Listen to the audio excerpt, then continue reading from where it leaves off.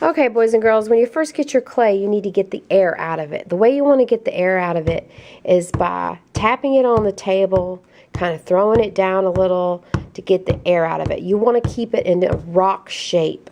You do not want to do it like a pancake. Do not flatten it flat. Don't throw it so hard that it looks like a pancake. You kind of want to just keep it in this rock shape and get all the air out. It's important to get the air bubbles out. If the air bubbles are left inside when you put it in the kiln, what will happen is the air will get hot and it will expand. And when it expands, it wants to bust out.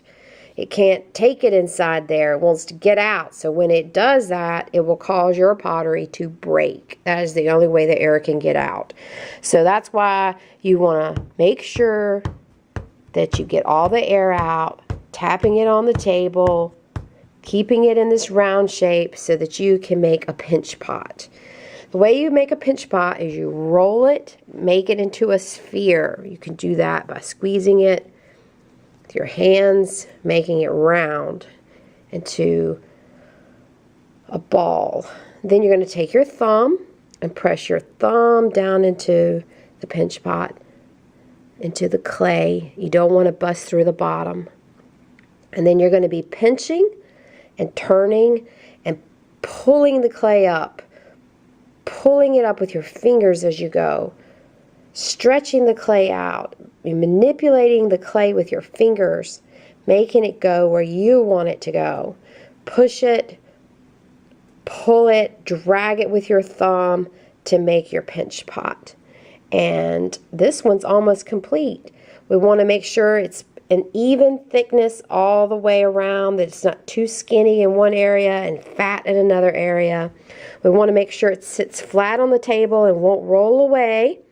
And if there are any cracks that start to happen, you can get your fingers wet and you can smooth those cracks out by having some wet fingers and just kind of rubbing the clay so that those cracks disappear.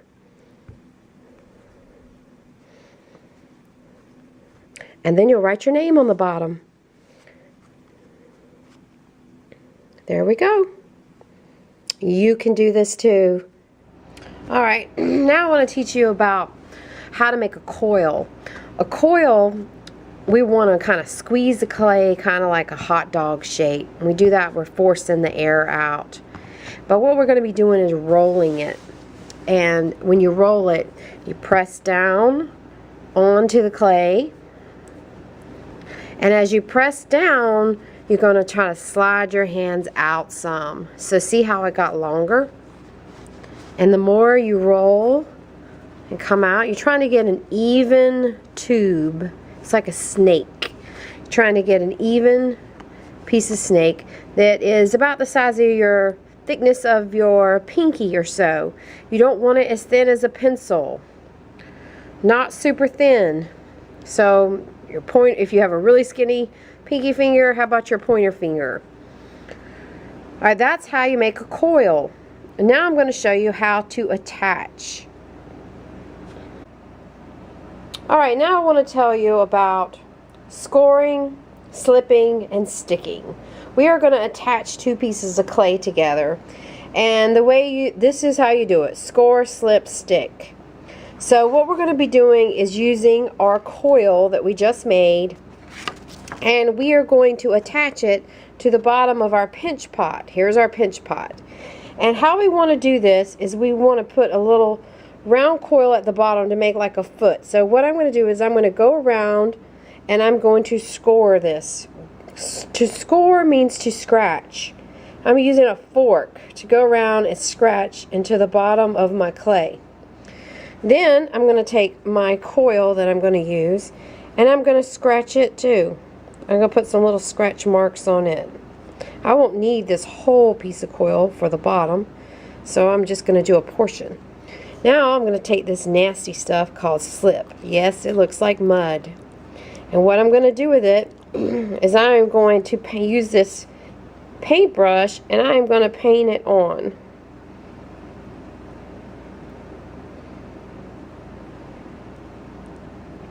It's like a little bit of mud there.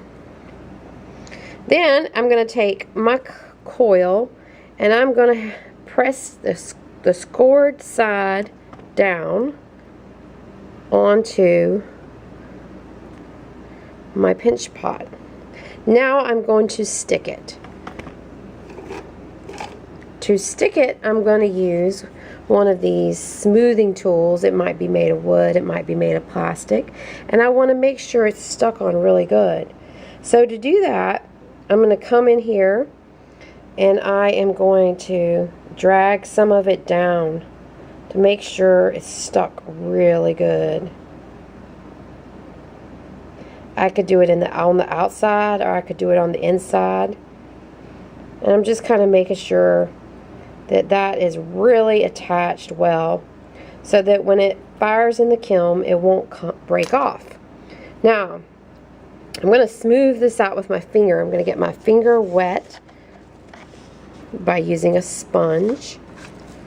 And then I can take this and I can smooth this out so that I have a nice clean piece. Use my finger, smooth down any cracks, or any lumps or bumps I may have.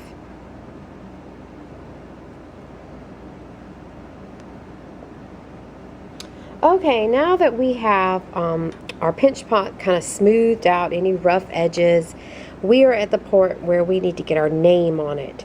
So I'd like for you to try to put your first name and your last name, and you use a tiny little skewer that has a point on it to scratch your name into the bottom of the pot. And then I want you to put your class code. So let's say that you are in, what is it, Miss Smith's class, and you are in 3rd grade. You put S-3. You put your class code on the bottom. That way we can make sure it gets back to you. And then you can look at it, make sure there's anything else you need to make adjustments on before it gets set inside on the storage rack so it can dry. It will have to completely air dry before it can be fired and before you can paint it with the glaze. So this is how you attach a coil to the bottom of a pinch pot.